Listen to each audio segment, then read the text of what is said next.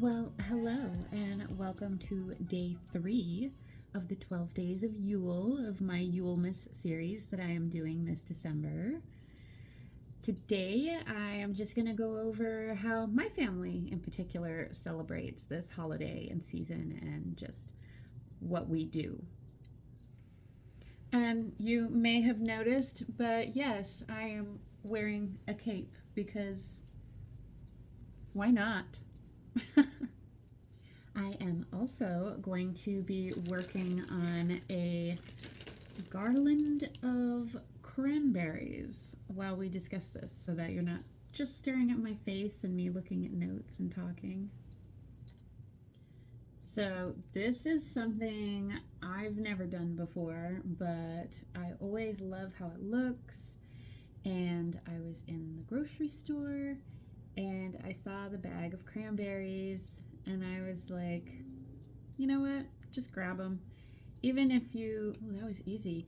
Even if you don't make your project out of it like you would like to, you know, you can still cook them. So, because they're food. So here we go. So I think I'm just going to make a strand of them because this thread, I just use it for like embroidery. It's just a little cotton thread. I couldn't find my black waxed thread, which is about twice as thick as this. I don't know if you can see how thick that is. It's not very. So I think we're just going to go for a strand. We're just going to keep them right up next to each other. So how my family and I in particular celebrate Yule is we begin celebrating on Yule Eve, on Mother's Night, the evening of the 20th. Just as the sun is going down. So after sunset, when it's dark, what we have started doing for the kids that I wanted to do for a really long time, and I don't know why it took me so long to finally get to it, but I think the first year I did it was 2019, but we've been making a little ribbon of small gifts for each day of the 12 days of Yule. And they're just little chocolates and candies, little edible gifts. But I've noticed over the last couple years that we've been doing it that the kids absolutely love it. They come out each morning and ask if they can get their Yule gift for the day. And because it's just a piece of yarn or a ribbon, they just grab the scissors and cut today's gift off the bottom and work their way up until we get all the way to the 1st of January.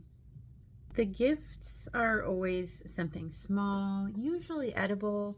I want to work my way up to like maybe alternating something small and cute like a peg doll that I make or another little ornament for them because they really do enjoy the handmade gifts a lot. As of lately, it's just been small candies and chocolates or little wrapped cookies. Ooh, I think last year we found them a bunch of Harry Potter Pez dispensers, and that was pretty fun because they both really like Harry Potter. So they each got Harry and Hermione, I believe, and a bunch of Pez. Another thing we do around Yule is because we celebrate it for a pretty good span of time. It's almost 2 weeks. We always make sure and get time scheduled with our friends and family. We specifically designate like the 24th and the 25th for my closest family because those are days of celebration for them and it's most important to them to be there on those days. But our other friends, we take the time to work it into their schedule because they're getting together with their other friends and their family too. So we always make sure and spend time with our closest friends and get together and share some time, share some hot drinks, give some handmade gifts. And it's always nice and relaxed. It doesn't feel like an obligation. It's just our chill catch-up time to get together with people we haven't seen in a while. Also, at this time of year is definitely the time of year our house smells the most delicious. because I'm usually baking bread, baking cookies, baking ginger loaves, and oh, I love a good simmer pot. It always makes the house smell delicious.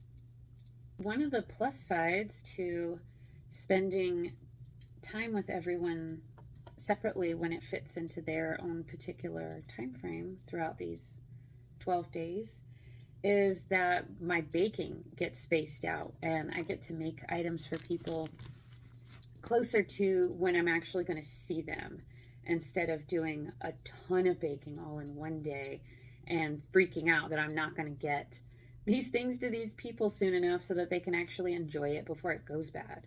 So I really like spacing out our get-togethers with our friends and family because the baking gets to be fresher and in smaller batches, which I really like. I actually start planning for Yule sometime in July and August is when it really starts making an entrance into my mind.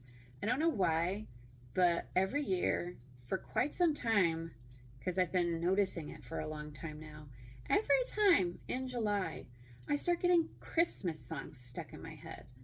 And I don't know if I'm just picking up on the other side of the world, but yeah, around August is when I actually start really thinking about my Yule gifts and what I want to make for people and what's in my skill set and what I want to experiment with and what would be fun. So I believe August is just my really good brainstorming month that comes about every year. Ooh, it's making my fingers pink.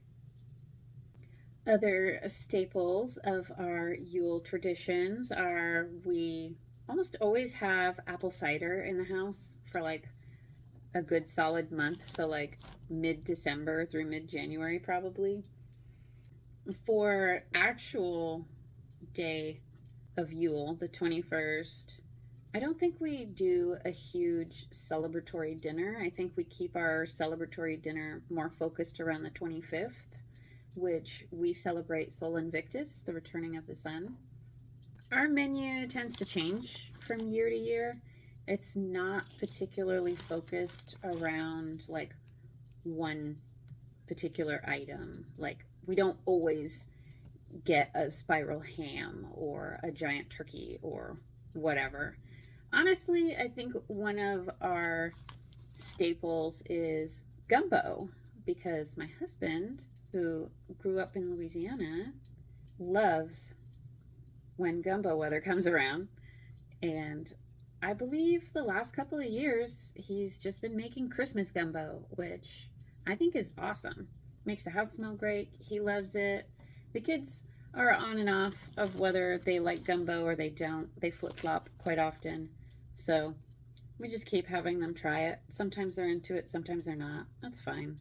So I've got like a decent sized strand going on here.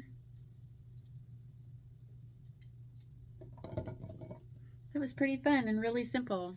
Almost there. My gift planning, like I said, usually begins in August. And then I usually start on my big gifts, the ones that take the most time. So like scarves and blankets, especially since I've been trying to get more intricate with what I make. I've been practicing different designs and more things that I can do. So I've been giving myself more time in that respect as well.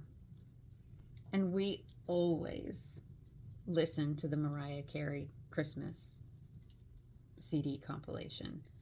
That is a tradition that my mom started, and now every year it's just not the same if I don't listen to it. I literally have to listen to it every year, or something is just off and the season is not complete. Another tradition that we keep to every year, it's fairly new. I think the last year was the first year we did it, but I liked it so much I was like, we're doing this again next year. And that is when we do a deep clean of the house. Ta-da! Look at that.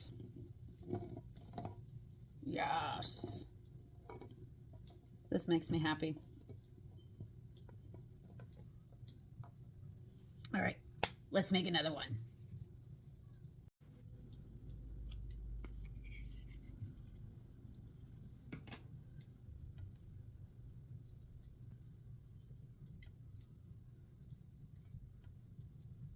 Ooh, the needle's getting quite sticky. Maybe I'll grab a baby wipe so I can clean my fingers off.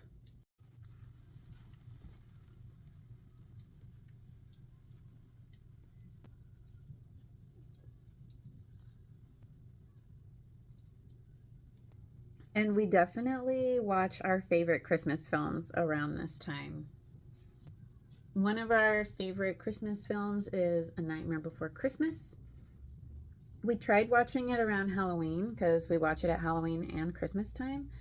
Unfortunately, because it is kind of creepy, it creeped out my baby and we had to turn it off because it was freaking her out. So I don't think we'll be watching that one this year. Love Actually, you know, I love Actually, and I always forget that it is not a kids movie until I turn it on around my kids and then something happens and I'm like, oh yeah.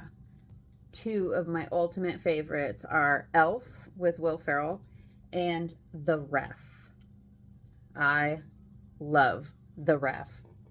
One of my all-time favorite Christmas movies. We usually get a poinsettia each year. That's pretty yearly tradition. Sometimes we get the rosemary Christmas tree from Trader Joe's because it's adorable and it smells amazing.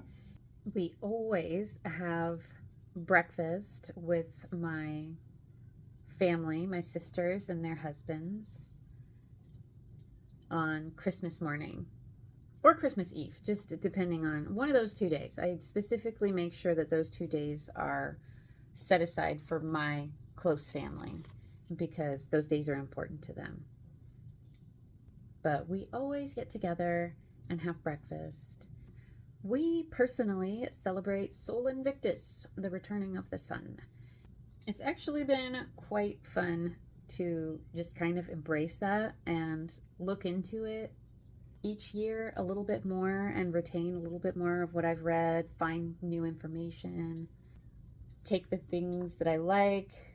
You know, it's really been fun just like growing our own traditions and involving the kids in it and asking them, you know, what they'd like to see the next year or what their favorite part of our celebrations are. And that's been a huge part of it too, because when they show great excitement in something, I make sure to remember that and it becomes part of our traditions because they loved it so much.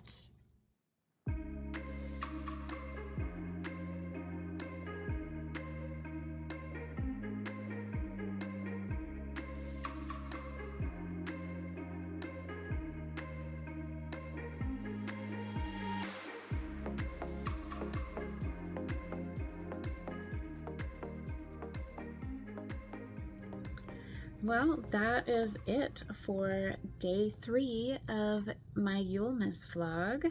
Thank you for joining me and doing a project with me.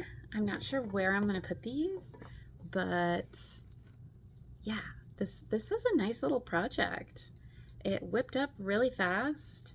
It was kind of one of those meditative projects where you don't really have to think about it. You're just doing it. And your body and your mind are both calm but active.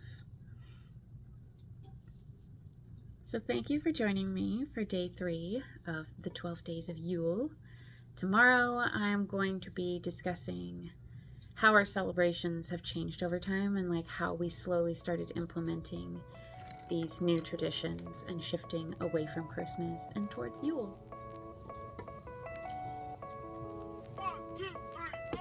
Ooh, I love this thing so much. So please feel free to join me tomorrow for day 4 of Yulemas, the 12 days of Yule. These are so pretty, and I like the sound they make.